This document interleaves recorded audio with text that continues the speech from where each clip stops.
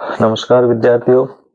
अब हम हमारे इस चैनल के माध्यम से दूसरा लेसन जो चल रहा था विश्व की जनसंख्या घनत्व और वितरण, उसके टॉपिक को आगे बढ़ाते हुए चलेंगे। अब अपना इस लेसन का अगला टॉपिक आता है जननांकीय संक्रमण सिद्धांत। यानी ये जननांकीय संक्रमण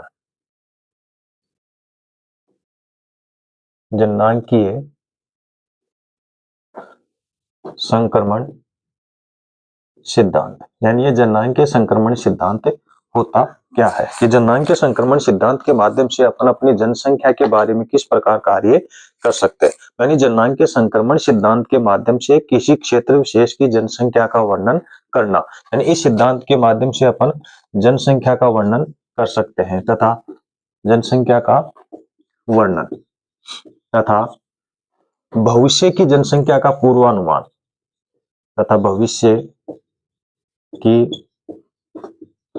जनसंख्या का पूर्व अनुमान है ना, या अनुपूर्व अनुमान लगाया जा सकता है। यानी भविष्य की जनसंख्या का पूर्व अनुमान लगाना ही जनसंख्या संक्रमण सिद्धांत कहलाता है। क्वेश्चन आता है एग्जाम में, बोर्ड एग्जाम में आया हुआ है कि संक्रमणीय या जननांकीय संक्रमण सिद्धांत का उपयोग किस प्रकार किया जाता है, किस क्षेत्र में होता है। तो जननांकीय संक्रमण सिद्धांत का उपयोग किसी क्षेत्र की जनसंख्या का वर्णन करने तथा उस क्षेत्र की जनसंख्या के पूर्व अनुमान के लिए या भविष्य की जनसंख्या के पूर्व अनुमान के लिए किया जा सकता है। इस जनसंख्या की 3 अवस्थाएं हैं, जिसमें पहली अवस्था आती है जिसे अपन कह सकते हैं कि प्रथम अवस्था। ये जो अवस्था है वो आज से लगभग 200 वर्ष पूर्व की जो अवस्था थी, 200 वर्ष पूर्व की अवस्था जो थी ना, उसे प्रथम अवस्था का नाम दिया गया। आज से लगभग 200 वर्ष पहले इस प्रकार की व्यवस्थाएं चला करती थी, जिसमें क्या होता था कि भोजन का अभाव होता था। आज से 200 वर्ष पूर्व मृत्यु दर अधिक, अशिक्षा, चिकित्सा का अभाव तथा जीवन प्रत्याशा निम्न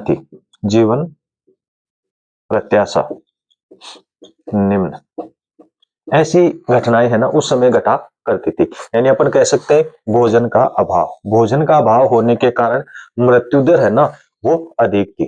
भोजन का अभाव हो गया, भोजन का अभाव होने के कारण है ना वो मृत्यु दर ज्यादा होने लगी। ठीक है। अशिक्षा, वहां पर अशिक्षा थी, चिकित्सा का अभाव था और जीवन प्रत्याशा निम्न थी। जीवन प्रत्याशा निम्न होना है, चिकित्सा का अभाव होना। जीवन प्रत्याशा का मतलब होता है एक औसत आयु कह सकते हैं अपन। औसत आयु यानी लोगों की जीने की जो उम्र हुआ करती थी। जैसे उदाहरण के लिए अपन माने इस समय लगभग 70 वर्ष कोई व्यक्ति होता था, वो लगभग 70 वर्ष तक है ना वो जीता था। इसके लिए जरूरी है कि अच्छी चिकित्सा सुविधा का होना, लेकिन वहां पर अभाव था, तो यहाँ की जीवन स्तर क्या थी, निम्न था। तो यानी कि लोग ज्यादा लंबे समय तक जीते नहीं थे। क्यों नहीं जीते थे? शिक्षा का अभाव होने के कारण। क्योंकि शिक्षा का अभाव होने के कारण वो अपन कह सकते हैं कि अज्ञानता थी उनमें। अज्ञानता थी तो उन्हें खान पान का, रहन सहन का, अपने स्वास्थ्य के प्रति है ना वो जागरूक नहीं थे। इसलिए वो किसी बीमारी से ग्रसित होकर महामारी यानी मृत्यु दर अधिक होने का मुख्य कारण था। महामारी होने के कारण जो है ना एक बीमारी लग जाती थी तो सभी के लगने के कारण व्यक्ति की मृत्यु होने लग जाती थी। ठीक है। भोजन का अभाव होने के कारण एक खाद्यान्न पदार्थों की कमी थी, वहां पर भोजन का अभाव था, जिस कारण भी व्यक्ति मर जाते थे। तो कम लोगों के जीने की जो अवस्था थी ना वो कम समय तक थी, यानी कि जीवन प्रत्याशा निम्न थी। इसके बाद में आता है द्वितीय अवस्था यानी दूसरी अवस्था, जिसमें अपन ये कह सकते हैं कि यहाँ पर थोड़ा शिक्षा का प्रसार हुआ।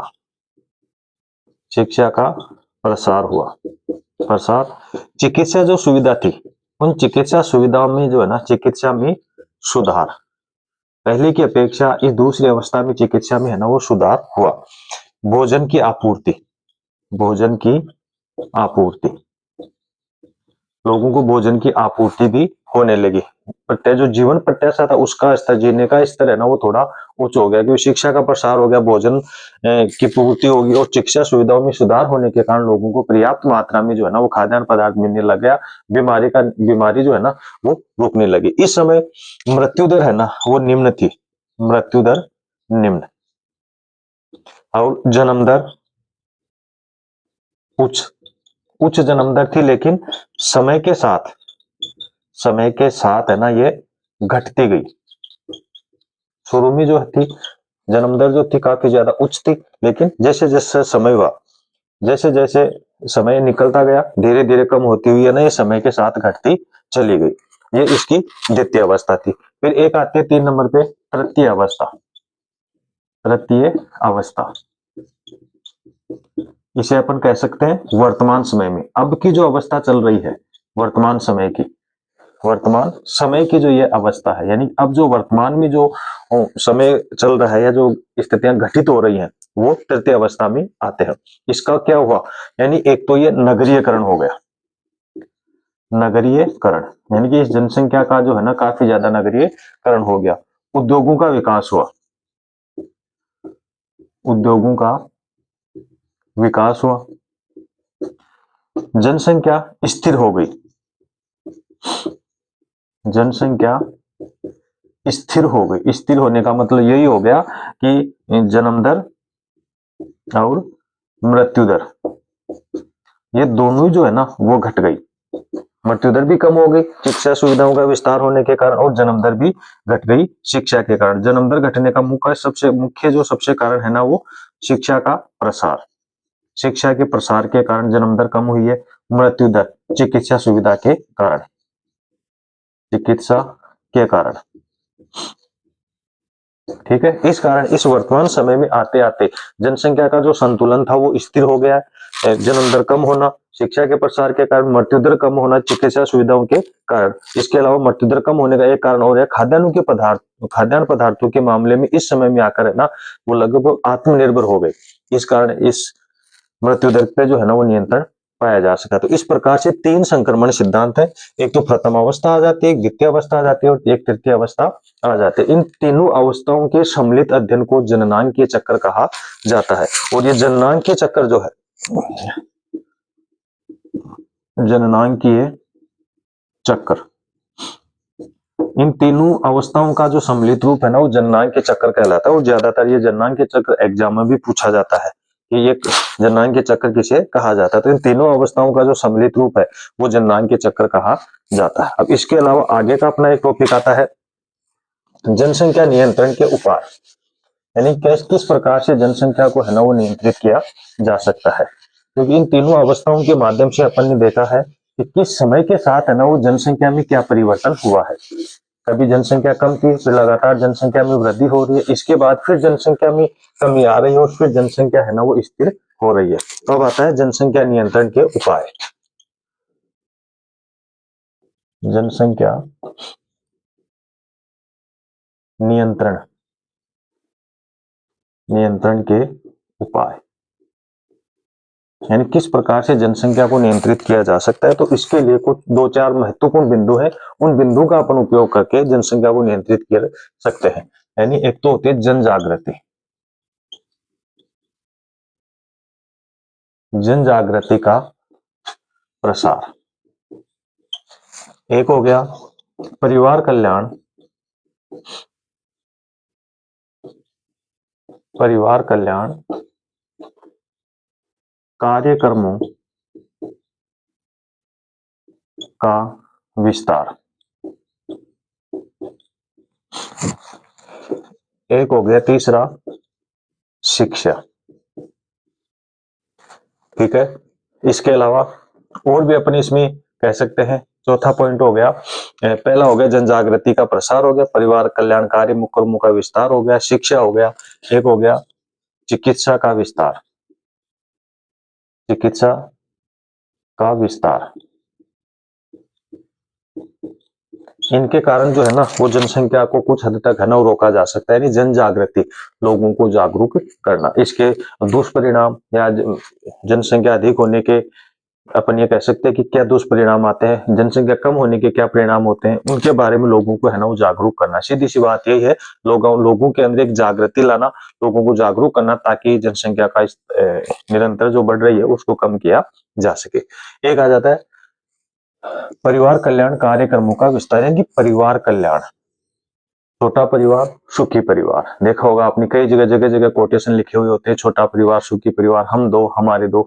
ये इस प्रकार के कोटेशन है जो जनता को जागरूक है ना वो करते हैं। यह परिवार कल्याण कार्यक्रमों का इसके माध्यम से विस्तार किया जा सकता है, या कोई सार्वजनिक मंच के माध्यम से, जैसे नुक्कड़ सभाएं वगैरह होते हैं, नाटक वगैरह होते हैं, उनके माध्यम से भी उन्हें जागरूक किया जा सकता है। एक आ जाता है शिक्षा, यानी जो व्यक्ति जितनी ज्यादा शिक्षित होते हैं उतने ही ज्यादा जनसंख्या के ऊपर नियंत्रण मिलता है, क्योंकि धीरे धीरे अपने आप को शिक्षित करने के लिए अपने रोजगार के अवसर है ना वो ढूंढने की तलाश में रहते हैं।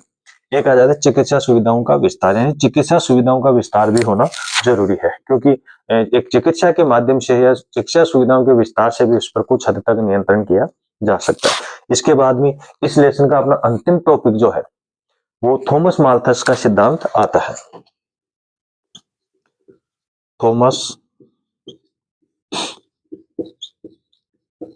माल्थस का सिद्धांत, थॉमस माल्थस का सिद्धांत, ये अति महत्वपूर्ण प्रश्न है एग्जाम की दृष्टि से। इससे लगभग 1 नंबर का प्रश्न पूछ लिया जाता है, आधा नंबर का प्रश्न भी पूछ लिया जाता है। तो ये थॉमस माल्थस एक अंग्रेजी अर्थशास्त्री थे, यहाँ अपन ये कह सकते हैं कि अंग्रेज अर्थशास्त्री थे ये,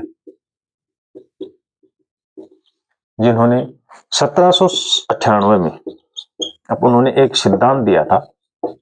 1798 में एक सिद्धांत दिया, और इस सिद्धांत में उन्होंने कहा था कि जनसंख्या की वृद्धि, क्या कहा था इस सिद्धांत में, जनसंख्या वृद्धि, जनसंख्या वृद्धि खाद्यान्न पदार्थों की अपेक्षा, जनसंख्या वृद्धि खाद्यान्न पदार्थों की अपेक्षा तीव्र गति से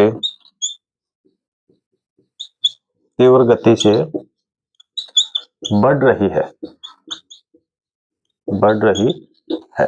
ये किसने कहा है, थॉमस माल्थस ने कहा है। यानी थॉमस माल्थस ये बता रहे हैं, जो एक अंग्रेज शास्त्री थे, उन्होंने अपना एक सिद्धांत दिया 1798 में, और वो सिद्धांत यही था कि जनसंख्या जो है ना वो खाद्यान्न पदार्थों की अपेक्षा तीव्र गति से बढ़ रही है, यानी कि जनसंख्या वृद्धि खाद्यान्न पदार्थों की अपेक्षा, जनसंख्या इतनी तेज गति से बढ़ रही है कि उनकी खाद्यान्नों की आपूर्ति सुनिश्चित करना मुश्किल हो जाएगा आने वाले समय में, क्योंकि जगह कम रहेगी, जनसंख्या का प्रसार हो रहा है, खाद्यान्न फसलें नहीं उग पाएंगी और वो कम हो जाएंगी, जिसका परिणाम, यानी इसका तीव्र गति से जो बढ़ रही है ना उसका क्या परिणाम रहेगा, परिणाम तो जरूर पड़ेगा, सकारात्मक हो या नकारात्मक, लेकिन यहाँ पर जो परिणाम पड़ रहा है ना वो नकारात्मक पड़ रहा है। वो कह रहे हैं कि इसी प्रकार से अगर तीव्र जनसंख्या में वृद्धि होती रही, खाद्यान्नों की आपूर्ति नहीं होगी, तो इसके क्या परिणाम पड़ेंगे। तो एक तो आ जाएगी भूखमरी,